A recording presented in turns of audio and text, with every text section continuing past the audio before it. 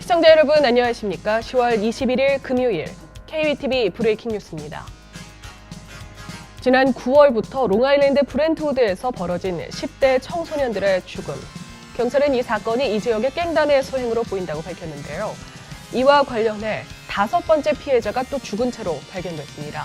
현재 서포크 카운티 경찰은 피해자가 맞아서 죽은 것으로 보인다며 이를 확실하게 하기 위해 부검을 실시한다고 밝혔습니다. 이번에 사망한 18세의 호세 페르난데스는 갱단의 멤버로 보입니다. 그는 지난 6월에 실종됐다 이번에 발견됐습니다. 현재 서포크 카운티 경찰은 주변 갱단을 조사하는 데 총력을 기울이고 있는 상태입니다. 지난 9월 13일부터 총 25명의 갱원을 체포했고 이 중 5명은 연방검찰에 의해 기소됐습니다. 지금까지 브렌트우드에서는 4명의 10대 시신이 발견된 바 있습니다. 먼저 지난 9월 13일 15세 리사 미킨스가 발견됐고 다음 날인 14일 16세 카일라 큐버스가 죽은 채 발견됐습니다. 이어 지난달 5월부터 실종 상태였던 19세 오스카 아코스타와 2월부터 실종됐던 15세 마구엘 가르시아 모란이 이틀 사이 주검으로 발견됐습니다. 우선 서포크 카운티 경찰은 아코스타와 모란 그리고 이번에 발견된 페르난데스의 살인 사건은 연관성이 높은 것으로 확인하고 있습니다. 다만 앞서 발견된 두 여학생과의 관련 여부는 추가 조사가 필요하다는 입장입니다. 또 지난주에는 브렌트우드의 길 한복판에서 한 남자가 심하게 폭행당해 사망한 채로 발견되기도 해 이 사건과의 연관성도 조사한다는 방침입니다. 이런 일이 반복되자 브렌트우드 학교 측은 길거리 갱들을 자극하는 옷 등을 입지 말 것을 경고했습니다. 뉴저지와 뉴욕을 포함해 총 6개의 주를 돌며 조직적으로 절도 행각을 벌인 모녀가 체포됐습니다. 이들은 백화점에서 고가의 화장품을 훔친 뒤 이를 다른 백화점에서 현금으로 환불하는 행각을 지난 2011년부터 벌여온 것으로 알려졌습니다. 각각 47살과 23살인 모녀는 뉴저지의 어빙턴 출신으로 이들이 운영한 절도 조직은 뉴저지와 뉴욕을 포함해 인근의 매사추세츠와 펜실베니아, 델라웨어와 메릴랜드를 걸쳐 활동했으며 이들이 절도 행각을 벌인 돈은 지금까지 약 11만 달러에 이르는 것으로 파악됐습니다. 오늘 아침부터 계속해서 가랑비가 내리고 있는데요. 이 때문인지 교통사고 소식도 이어졌습니다. 먼저 뉴저지 루트 206에서는 오늘 아침 6시 55분에 차가 부딪히면서 한 명이 사망했습니다. 이 사고로 루트 206 양 방향이 모두 통제되고 루트 645번 북쪽 방면 역시 우회 조치됐다가 오늘 아침 10시에야 재개됐습니다. 뉴저지 턴파이크에서는 33살의 여성이 몰던 차가 가드레일을 들이받고 전복돼 운전자가 사망했습니다. 사고는 오늘 새벽 12시경 발생했으며 전복된 차에 또 다른 차가 부딪혔지만 이 차에 타고 있던 운전자는 큰 부상을 입지 않은 것으로 전해졌습니다. 뉴욕 경찰은 브롱스에서 11살 소녀의 휴대폰을 강탈해 달아난 남성 용의자를 공개 수배했습니다. 사건은 지난 8일 오후 4시경 브롱스 데이비슨 애비뉴에 서 있던 11살 소녀가 쥐고 있던 핸드폰을 한 남성이 낚아채 도주했습니다. 경찰은 이 남성이 소녀의 손에서 휴대폰을 강탈한 뒤 그랜드 애비뉴 쪽 웨스트 180가로 사라졌다고 전했습니다. 경찰이 추정한 용의자는 히스패닉계의 25살 남성으로 5피트 8인치 신장의 체격을 가지고 있습니다.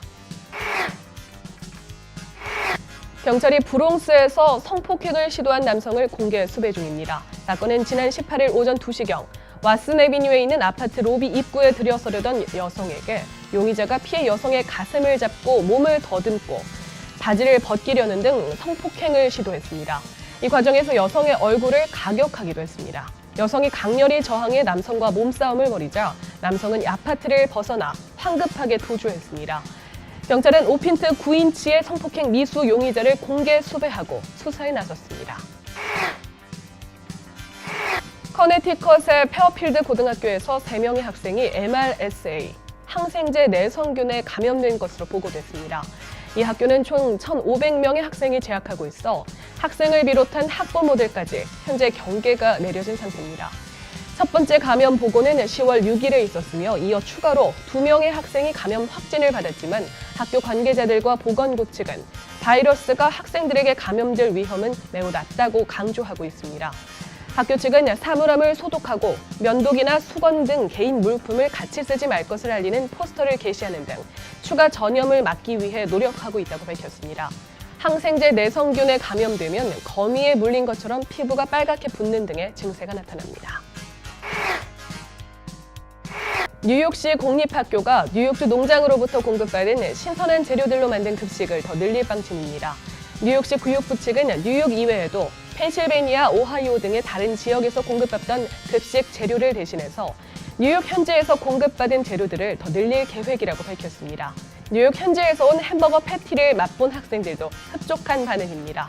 뉴욕 농업관리감은 공립학교 급식 재료를 현지에서 공급받는 것은 현지 농장주들과 뉴욕시 학생들 모두에게 좋은 정책이라고 강조했습니다. 뉴저지주 상원은 어제 경찰 총격으로 사망한 사건에 대해 특별 검사를 배치하는 법안을 통과시켰습니다. 현재는 카운티 검사가 모든 사건에 대해 조사하고 있지만 이 법안이 시행되면 법 집행 과정에서 사망하는 사건은 특별 검사가 맡게 되는 겁니다. 주 상원은 최근 미국 전역 경찰과 관련된 총격 사건이 많아지면서 국민들의 불안감이 커지고 있다며 국민들이 경찰에 대해 신뢰를 가질 수 있도록 이런 법안을 통과시켰다고 전했습니다. 하지만 경찰 노조가 이에 강하게 반발하고 있어 주 하원까지 통과할 수 있을지 여부에 관심이 쏠리는 상황입니다. 미국 최대 전자결제업체 페이팔이 알리바바와 손을 잡고 중국 시장 확대에 나섭니다. 어제 페이팔은 알리바바 산하의 인터넷 쇼핑 사이트 알리익스프레스에 자사 결제 방식을 추가하기로 했다고 밝혔습니다. 페이팔 측은 지금까지 중국에서 페이팔을 결제 수단으로 사용한 사람이 총 4천만 명으로 늘었다며 앞으로 페이팔은 사람들이 어느 국가에 있든 편하게 돈을 쓸 수 있도록 할 생각이라고 말했습니다. 한편 페이팔은 이날 3, 4분기 매출과 순이익이 전년 동기 대비 각각 18%와 7% 오른 26억 7천만 달러와 3억 2,300만 달러로 집계됐다고 발표했습니다. 시장 예상치를 뛰어넘는 성과에 페이팔은 향후 3년간 매출 성장률 예상치를 15%에서 16에서 17%로 높였습니다. 현대자동차가 썬루프 결함으로 미국 내 차량 62,811대를 리콜했습니다. 연방고속도로 교통안전청에 따르면 리콜 대상은 파노라믹 썬루프가 장착된 2015-16년형 소나타와 소나타 하이브리드 차량으로 차량 내 썬루프의 윈드 디플렉터가 제대로 고정돼 있지 않아 운전 중 썬루프 패널이 떨어지거나 완전히 닫히지 않는 등의 위험이 있어 리콜 조치됐다고 밝혔습니다. 이번 리콜과 관련해 몇 건의 고장 사례가 보고됐지만 부상이나 사고는 없는 것으로 알려졌으며 현대자동차는 해당 차량 소유주에게 오는 12월 2일부터 이를 공지하고 딜러에서 윈드 디플렉터를 무상으로 수리해줄 예정입니다. 리콜 문의는 현대자동차 고객서비스 전화나 연방고속도로 교통안전청 차량 안전 핫라인으로 하면 됩니다. 10월 21일 금요일 KBTV 브레이킹 뉴스 마칩니다. 즐거운 주말 보내시기 바랍니다. 시청해주신 여러분 고맙습니다.